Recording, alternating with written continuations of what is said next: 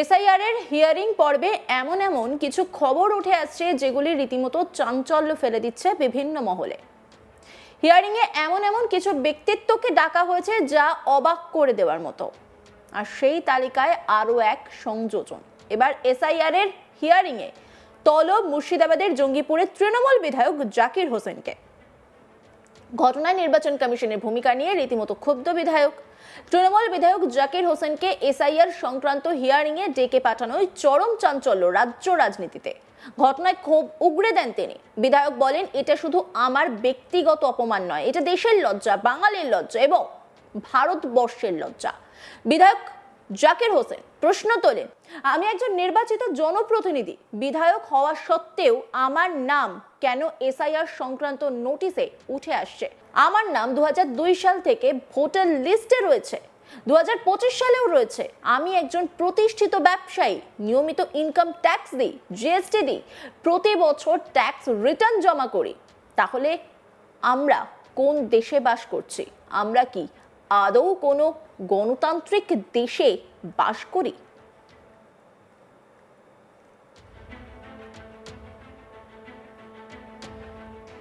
নির্বাচন কমিশনের ভূমিকা নিয়ে সরাসরি আক্রমণ শানিয়ে বিধায়ক বলেন, এসআইআর এর নামে যেভাবে সাধারণ মানুষকে নোটিশ পাঠিয়ে হয়রান করা হচ্ছে তা অত্যন্ত লজ্জাজনক এবং উদ্বেগজনক। আমি একজন জনপ্রতিনিধি হয়েও যদি এই ধরনের নোটিশ পাই, তাহলে সাধারণ মানুষের কি অবস্থা হচ্ছে তা সহজেই বোঝা যায়। ঘটনায় বিজেপিকেও তীব্র ভাষায় আক্রমণ করেন তিনি। তার অভিযোগ, রাজনৈতিক উদ্দেশ্যে বিরোধী কণ্ঠস্বরকে দমন করতেই এই ধরনের পদক্ষেপ করা হচ্ছে। গণতন্ত্রের পরিসর সংকুচিত করার চেষ্টা চলছে। তবে এসআইআর হিয়ারিং এর নোটিশকে কেন্দ্র করে জাকির হোসেনের এই ক্ষোভ প্রকাশ ও মন্তব্যকে ঘিরে রাজনৈতিক মহলে ছড়িয়েছে ব্যাপক চাঞ্চল্য। একই সঙ্গে এই হিয়ারিং এ ডাকাকে কেন্দ্র করে কোনোভাবেই কি চাপে রয়েছেন বিধায়ক, সেই প্রশ্নও তুলছেন কেউ। কি বলছেন জাকির হোসেন, শুনবো। এটা আমার মনে হয় দেশের লজ্জা, বাঙালির লজ্জা, ভারতবর্ষের লজ্জা যে আমি একজন প্রতিনিধি, জয়পুর বিধায়কের বিধায়ক, এবং আমার 2002 সালে নাম আছে, 2025-এ নাম আছে। আমি একজন ব্যবসায়ী, প্রতি বছর ইনকাম ট্যাক্স দিই, প্রতি বছর জিএসটি দিই, প্রতি বছর রিটার্ন ভরি। তাকে ভারতীয় প্রমাণ করতে হবে? এটা কোন দেশে আমরা বাস করি? গণতন্ত্র দেশে না রাজতন্ত্র দেশে? যদি আমাকে বলছে যে সাধারণ মানুষকে কি করছে, আমাদের বিভিন্ন বুথে 500, 600, 700 কি করে হয় যে একটা মানুষকে, সাধারণ মানুষকে হ্যারাস করা? আমাকে যদি হ্যারাস করে সাধারণ মানুষকে কি করছে?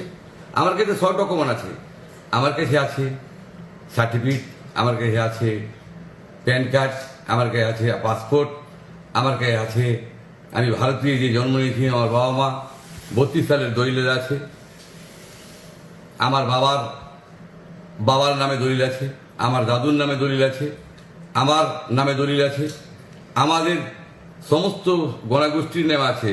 10 পুরুষ ধরে আছি। আমার মনে হয় না যে খুব কম লোকের কাছে আছে যে সেই জমির দলিল এবং এই এত কাগজপত্র। আমাকে যদি ডাকে তাহলে সাধারণ মানুষকে কি করছে? এটা আমরা মনে করি এটা লজ্জা একটা নির্বাচন কমিশনকে, জ্ঞানেশ কুমারকে একটা লজ্জা হওয়া উচিত যে আমাদের মতো লোককে এসআই ডাকছে। আমরা মনে করি যে ভারতে বাস করে যে আমরাকে পরাধীন মনে হচ্ছে, তা আজকে পরাধীনের দিন দেখতে হচ্ছে। আমরা চাই যদি আমাকে ডাকে সাধারণ মানুষকে কিভাবে হ্যারাস করছে, এবং নিজে এআই কি করে করেছে জানি না, এআই কেন ভুল আসবে? আপনারা দেখছেন 2025-এর নাম ঠিক আছে, 2002-এর নাম ঠিক আছে। আপনারা দেখছেন আমার এখানে এমএলএ কার্ড আছে, আমার এখানে ভোটার কার্ড আছে। আপনারা দেখুন কোন জায়গায় আমার ভুল আছে, আমাকে ডাকা কেন হলো?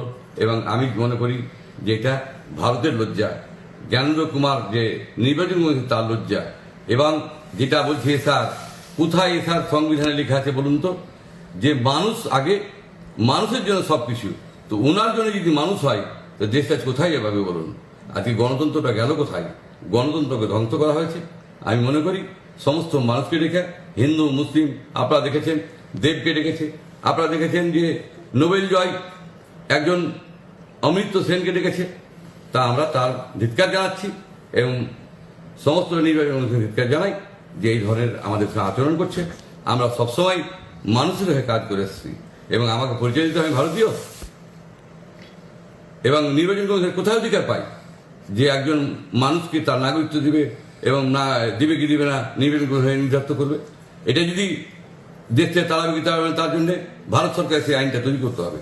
তাই তৈরি না করে জ্ঞানেন্দ্র কুমার কি করে নির্বাচন কমিশন, তাকে আমরা ধিক্কার জানাই।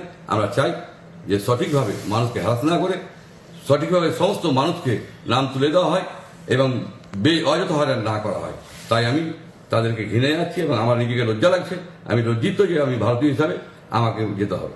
নোটিশ কি আপনাকে বলেছে? অবশ্যই নোটিশ করেছি। বলে কথাই ডেকেছে। দেখুন, ডেটটা আমি দেখিনি, আমার মনে হয় 27 ডেকেছি।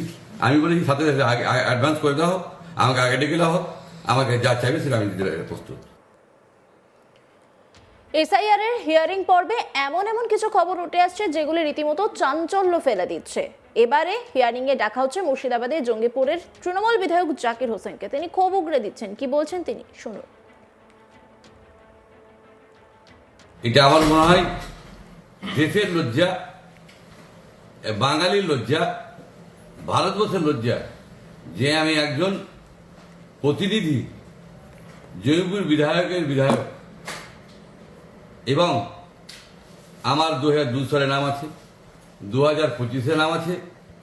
আমি একজন ব্যবসায়ী, প্রতি বছর ইনকাম ট্যাক্স দিই, প্রতি বছর জিএসটি দিই, প্রতি বছর রিটার্ন ভরি, তাকে ভারতীয় প্রমাণ করতে হবে? এটা কোন দেশে আমরা বাস করি? গণতন্ত্র দেশে না রাজতন্ত্র দেশে? যদি আমাকে বলছে যে সাধারণ মানুষকে কি করছে, আমাদের বিভিন্ন বুথে 500, 600, 700 কি করে হয় যে একটা মানুষকে, সাধারণ মানুষকে হ্যারাস করা? আমাকে যদি হ্যারাস করে সাধারণ মানুষকে কি করছে? আমার কাছে সব ডকুমেন্ট আছে, আমার কাছে আছে সার্টিফিকেট, আমার কাছে আছে প্যান কার্ড, আমার কাছে আছে পাসপোর্ট, আমার কাছে আছে আমি ভারতীয় যে জন্ম নিয়েছি, আমার বাবা মা 32 সালের দলিল আছে, আমার বাবার নামে দলিল আছে, আমার দাদুর নামে দলিল আছে, আমার নামে দলিল আছে, আমাদের সমস্ত গণগোষ্ঠীর নামে আছে। 10 পুরুষ ধরে আছি। আমার মনে হয় না যে খুব কম লোকের কাছে আছে যে সেই জমির দলিল এবং এই এত কাগজপত্র। আমাকে যদি ডাকে তাহলে সাধারণ মানুষকে কি করছে? এটা আমরা মনে করি এটা লজ্জা একটা নির্বাচন কমিশনকে, জ্ঞানেশ কুমারকে একটা লজ্জা হওয়া উচিত যে আমাদের মতো লোককে এসআই ডাকছে। অন্যান্য খবরের আপডেটের জন্য অবশ্যই নজর রাখুন আজ তাক বাংলার ইউটিউব স্ট্রিমিং এ। লাইক, কমেন্ট, শেয়ার এবং সাবস্ক্রাইব করতে ভুলবেন না।